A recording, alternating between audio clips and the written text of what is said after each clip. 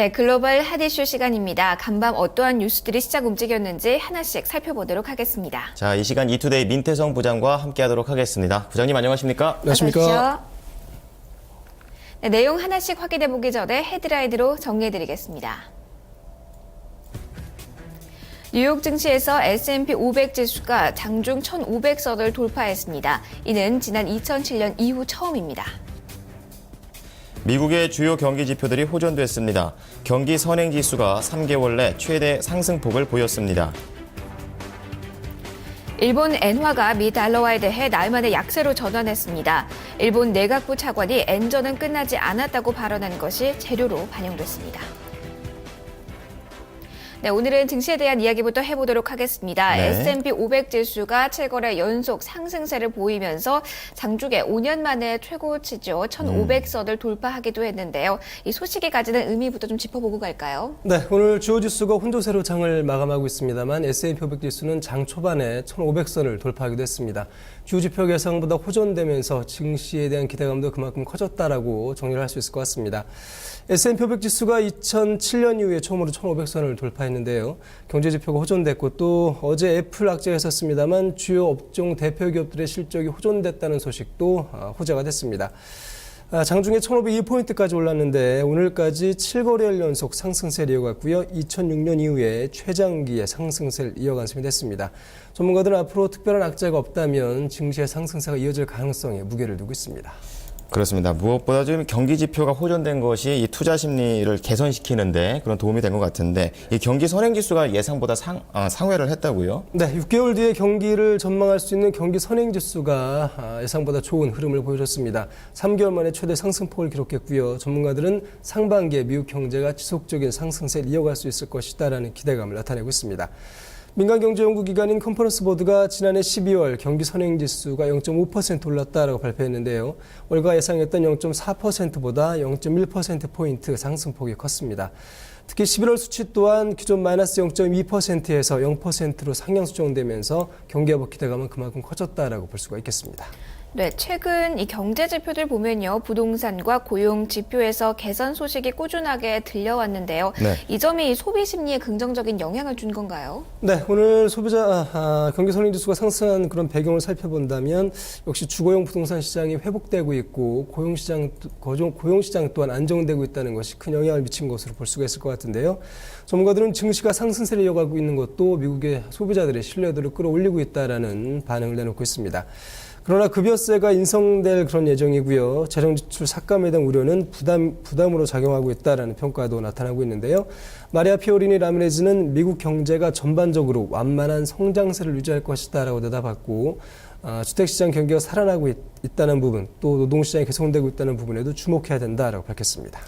네, 그리고 또 이 제조업 경기도 지속적인 이런 상승세를 보여주고 있는데요. PMI 지수가 2년 만에 최대치를 나타냈다고요. 네, 지난해 말까지 다소 좀 혼조항상을 보였던 제조업 경기에 대해서도 기대감이 다시 커지고 있습니다. 마켓이 1월 미국의 제조업 구매 거래자 지수 PMI 예비치를 공개했는데 56.1을 기록했습니다. 전망치가 53이었는데요. 예상보다 비교적 큰 폭으로 올랐습니다. 이 같은 수치는 2011년 3월 이후에 가장 높은 수준이 되겠습니다. 생산과 신규 주문 또 고용 부분 같은 하위 부분이 일제히 개선됐고요. 특히 신규 부분은 32개월 만에 최고치를 기록했다라고 마켓은 밝혔습니다. 네, 제조업 시장과 마찬가지로 고용 시장 역시 기대보다 빠른 호전 소식을 보여주고 있는데요. 개장 전 발표된 신규 실업수당 청구 건수 상당히 좋았습니다. 5년 만에 최저치 기록했죠. 네, 노동부가 지난주에 신규 실업수당 청구 건수를 공개했습니다. 노동부에 따르면 5천 건 감소해서 33만 건을 기록했습니다. 전망치가 35만 5천 건이었는데 예상보다 2만 5천 건 정도 줄어든 수치가 되겠습니다. 2008년 1월 이후에 가장 낮은 수준이 돼서요. 금융위기 이전 수준으로 고용시장이 회복되고 있는 것이 아니냐라는 기대감도 커졌습니다. 기업들이 지난달 소비 지출이 개선되면서 경기 전망을 낙관적으로 보면서 고용을 늘렸다라는 평가도 나오고 있고 일각에서는 연휴 기간 동안의 데이터가 제대로 반영되지 않은 것 아니냐라는 지적도 있었습니다. 네, 말씀해 주신 것처럼 노동부가 이 지표 내놓으면서 캘리포니아를 포함해서 세 개의 주가 제때 통계를 집계하지 못해서 추산치로 적용했음을 밝히기도 했다는 점 살펴보시고요. 환율 쪽 이야기로 넘어가 보도록 하겠습니다. 네, 이제 외환 시장에서 엔화의 움직임이 좀 심상치가 않은데요. 달러엔 환율이 다시 90엔대를 넘어섰다고요. 네, 엔화가 달러에 대해서 나흘 만에 다시 약세로 전환했습니다. 정책 당국의 엔저 기조를 유지하겠다는 발언이 시장에 상당한 영향력을 행사하고 있습니다. 니시무라 야스토시 내각부 부대시는 어제 엔저는 끝나지 않았다라고 발언했는데요. 또 100엔까지 환율이 올라가도 큰 문제가 없을 것이다라는 입장을 나타냈습니다. 국제사회에 만만치 않은 파장을 일으키면서 외환시장에도 이 같은 파장은 이어지고 있습니다. 달러 엔화는 1.6% 오른 90.02엔까지 올랐고 현재는 90.16엔, 17엔까지 다시 상승폭을 넓히고 있습니다. 지난 21일에는 90.25엔까지 오르면서 2010년 6월 이후에 가장 높은 수준을 기록하기도 했고요. 야스토시 내각부 부대시는 90엔 선의 환율은 엔화 강세의 조정일 뿐이다라고 발언했고 앞으로 조정은 더욱 이어질 수 있다라고 말했습니다. 네, 조정 이어질 수 있다라고 이야기를 했는데요. 정부 차원에서 달러엔 환율을 120엔대까지 용인할 수 있다라는 주장까지 나오고 있는 상황인데요. 네. 주요국들의 반발이 좀 만만치 않죠. 네, 말씀하신 것처럼 야스토시 부대시는 환율이 달러당 100엔까지 상승해도 문제가 되지 않을 거다라고 얘기했고요. 이어서 110엔, 120엔대까지 오를 경우에 수입 비용이 좀 문제가 될 수 있다라는 입장을 밝혔습니다. 110엔대까지는 일본 정부 차원에서 용인할 수 있다라는 쪽으로 해석이 되는 그런 발언이 되겠고요. 이에 따라서 주요국 역시 상당한 경계 심리를 나타내고 있습니다. 앙겔라 메르켈 독일 총리는 다보스 포럼에서 일본 정부의 통화 완화 정책을 우려한다라는 입장을 나타냈습니다. 일부 국가들의 환율 조정에 대해서 어떻게 생각하느냐라는 기자의 질문에 대해서 당장 일본을 볼 때 우려하지 않을 수 없는 상황이다라고 발언했습니다. 네, 방금 전 앞에서도 말씀하셨다시피 특히 독일과 일본이 서로 좀 날선 비판 양상을 보이고 있죠. 네, 볼프강 쇼이블레 재무장관 역시 앞서서 일본이 잘못된 통화 정책을 실시하고 있다는 입장을 밝혔고요. 옌스 바이트만 분데스방크 총재 또한 일본이 환율 정치하에 우를 범하고 있다는 부분에 문제의식을 제기하기도 했습니다. 앞서서 지난 22일 일본은행은 정책에 의해서 무제한적인 양적 완화를 내년부터 실시하기로 결정한 바 있습니다. 네, 우리 증시에도 큰 영향 미치니까요. 네. 일본 쪽에서 어떠한 정책을 내놓는지 환율 추이 주의 깊게 봐야겠습니다. 네. 유럽 증시로 보도록 하겠습니다. 미국의 경제 지표가 좋게 나오면서 상승세로 거래가 마감이 됐죠. 네, 유럽의 주요 증시는 일제 오름세를 연출했습니다. 영국 증시가 1% 넘게 올랐고요. 지수는 6,200선을 가뿐히 넘어섰습니다. 프랑스 증시 또한 0.7% 올랐고 독일 증시가 0.53% 상승했습니다. 스톡스 600 지수가 0.2% 올랐는데 288.85를 나타냈고요. 이는 지난 2011년 이후에 가장 높은 수준이 되겠습니다.